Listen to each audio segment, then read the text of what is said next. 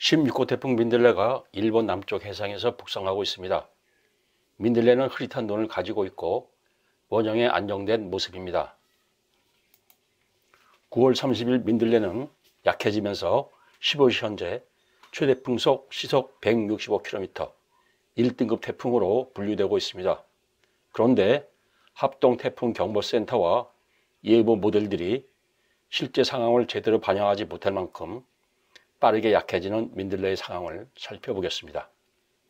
9월 30일 민들레는 해수면 온도 29도 수역을 지나고 있고 28도, 27도 수역을 지나서 10월 1일 자정 무렵 26도 수역에 진입합니다. 민들레가 도쿄에 근접해서 지날 때까지 수온은 세력 발달에 유리합니다.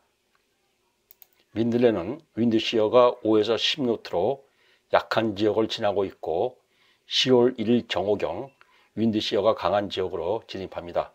따라서 10월 1일 오전까지 윈드시어도 발달에 유리하게 작용합니다. 약한 윈드시어로 하늘색 저층 수련부와 노란색 고층 발산부가 수직으로 정렬되어 대류가 활발하게 진행되고 있습니다. 주변 환경이 발달에 유리하나 민들레의 세력을 약화시키는 결정적인 요소가 있습니다. 위성 영상에서 검게 나타난 구역에 건조한 공기가 있습니다. 중심 서쪽으로 건조한 공기가 유입되어 뇌우구름대를 침식하고 있고 민들레의 세력을 결정적으로 약화시키고 있습니다. 합동태풍경보센터는 30일 12시 태풍 통보문에서 민들레의 최대 풍속을 30일 9시 100노트, 15시 90노트, 도쿄에 가장 근접해 지나가는 10월 1일 오후 15시 75에서 85노트로 예상하고 있습니다.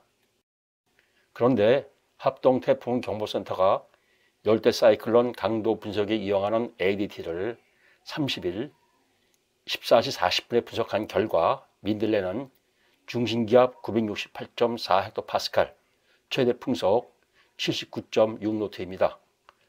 5시간 40분 만에 최대 풍속이 20노트, 초속 10m 감소했습니다. 30일 9시 예상에 의하면 최대 풍속 79.6노트는 민들레가 10월 1일 도쿄에 가장 근접했을 때 바람입니다.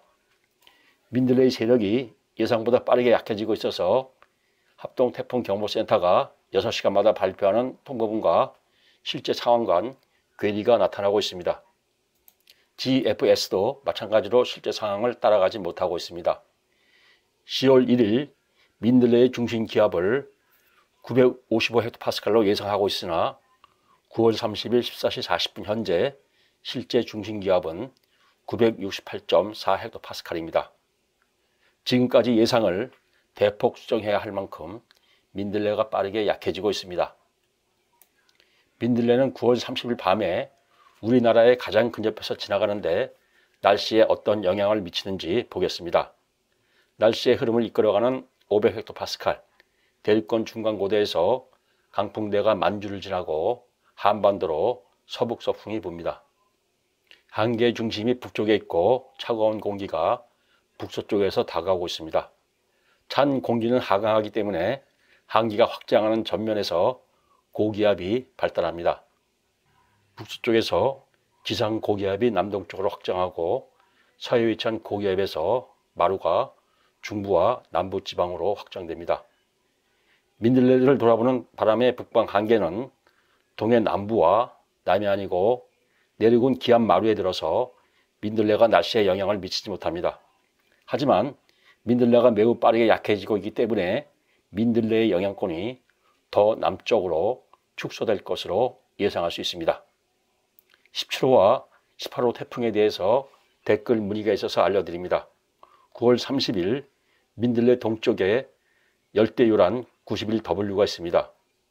91W는 중심기압 1008헥토파스칼, 최대 풍속 시속 35km 바람을 동반하고 있습니다.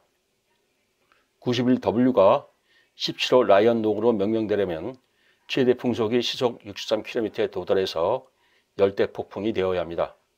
세력이 더 발달해서 풍속이 시속 119km에 도달하면 태풍으로 분류됩니다. GFS 예상에 의하면 91W는 중심기압이 1000헥토파스칼 아래로 떨어지지 않습니다.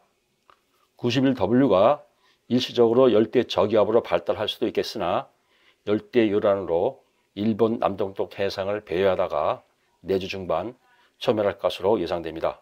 또한 18호로 예정된 콤파스는 아직 생기지도 않았습니다.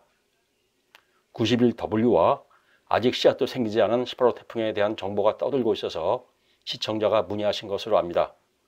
설령 태풍이 생긴다고 해도 10월에는 대륙 고기압이 남동쪽으로 확장하기 때문에 태풍이 우리나라로 올 가능성이 거의 없습니다.